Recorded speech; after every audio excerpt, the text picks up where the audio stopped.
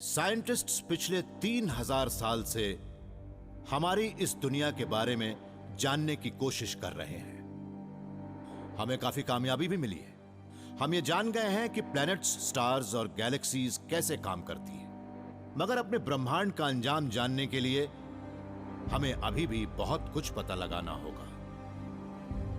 अब हमें अपने आप से एक बड़ा ही अहम सवाल पूछना होगा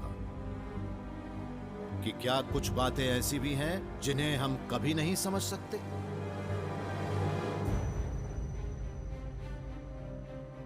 थियोरेटिकल फिजिसिस्ट टॉम बैंक्स मानते हैं कि इटर्निटी को समझने का सबसे अच्छा तरीका है यह कैलकुलेट करना कि हम कितना जानते हैं और हम जो जानते हैं उसे ही मेजर कर सकते हैं।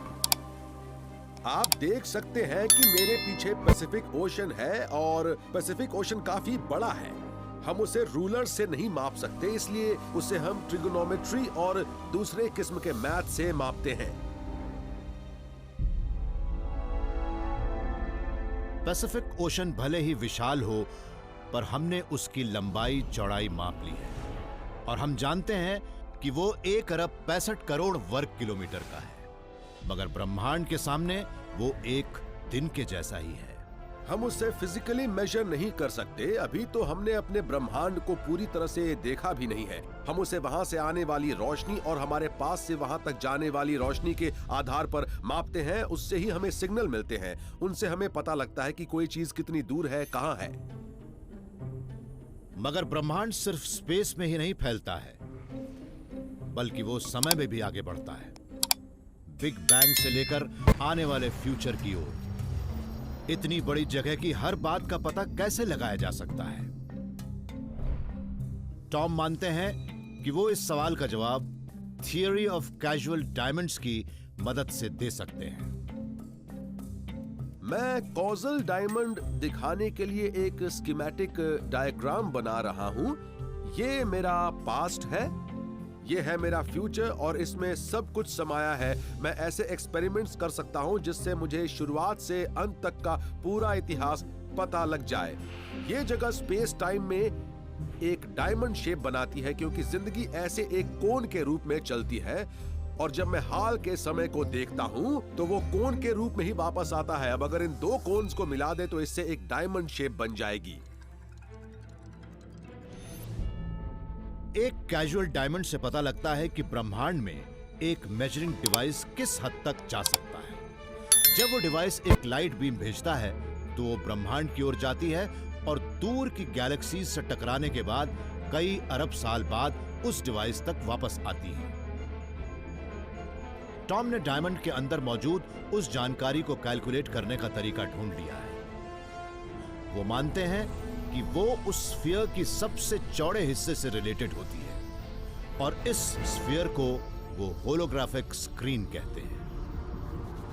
अब हम ये सवाल भी कर सकते हैं कि क्या कोई ऐसी मशीन है जो ब्रह्मांड की शुरुआत से लेकर अंत तक टिकी रहे। उस कभी न खराब होने वाले डिटेक्टर के कॉजल डायमंड की होलोग्राफिक स्क्रीन आखिर कितनी बड़ी होगी? ये बड़ा अहम सवाल है क्योंकि इससे ही पता लगेगा कि स्पेस और टाइम के उस रीजन में कितनी इंफॉर्मेशन जमा हो सकती है। एक एटम और हर सब एटॉमिक पार्टिकल में जो कुछ हमारे जानने लायक है, उसके बारे में सब कुछ जानने के लिए हमें बहुत बड़े पैमाने पर डेटा जमा करने होंगे। वो संख्या 123 पर 10 अरब से गुना करने जैसा होगा। मतलब हमें 10 पर 123 शून्य लगाने होंगे। वो संख्या इतनी बड़ी होगी कि हम गिनती भी नहीं कर सकते। मैं जब उसे लिखने की कोशिश करता हूं और हर सेकंड पर एक शून्य लिखता हूं तो उसे लिखते हुए इतना वक्त लगेगा कि उतनी देर में ब्रह्मांड का पूरा इतिहास ही बदल जाएगा और मैं उसके अंत तक पहुंच भी नहीं पाऊंगा। क्या कोई एडवांस सिविलाइजेशन ब्रह्मांड के बारे में इतने डेटा जमा कर लेगी कि उसे ब्रह्मांड के अंजाम का पता लग जाए? टॉम मानते हैं कि इसका जवाब इस कप में रखे थोड़े से पानी में समाया है। मैंने ये पानी पैसिफिक से लिया है और इसमें 6 ट्रिलियन एटम्स हैं, मतलब ट्रिलियंस ऑफ ट्रिलियंस। अगर मैं उन सभी को मापने की कोशिश करूं तो मुझे एक बहुत बड़ी मशीन की जरूरत पड़ेगी। इतनी बड़ी मशीन जो अमेरिका से भी बड़ी होगी।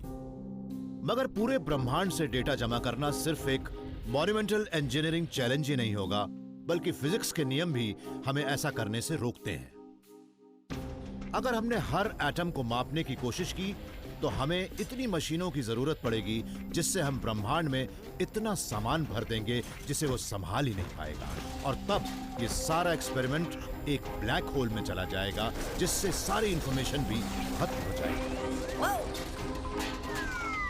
टॉम ने पता लगाया कि हम ज्यादा से ज्यादा 10 to the 10 to the 90 bits तक ही इंफॉर्मेशन माप सकते हैं, और उसके बाद पूरा ब्रह्मांड एक ब्लैक होल में चला जाएगा।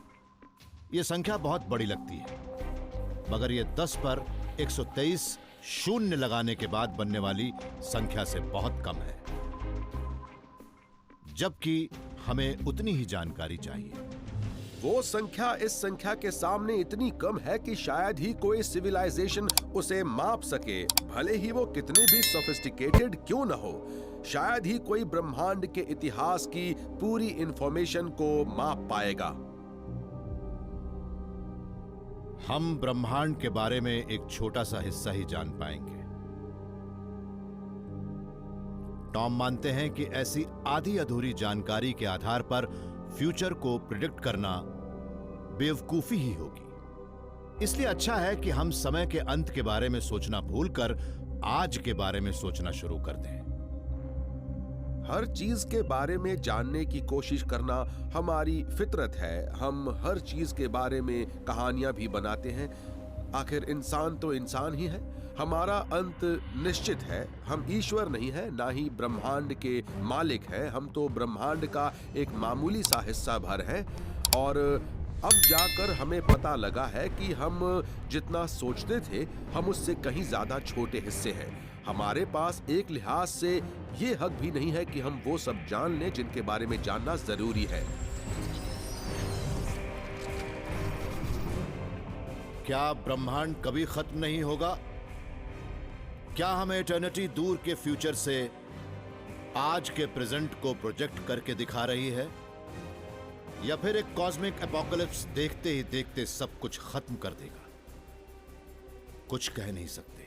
शायद हमें इसका कभी पता भी न लग पाए, क्योंकि कुछ सवालों के जवाब पाने के लिए हमें जो जानकारी चाहिए वो मिल ही नहीं पाएगी। देखा जाए तो एक तरह से अच्छा ही है। अगर हमें अंजाम पता लग जाए तो फिर हम इस जिंदगी का मजा कहां से ले पाएंगे।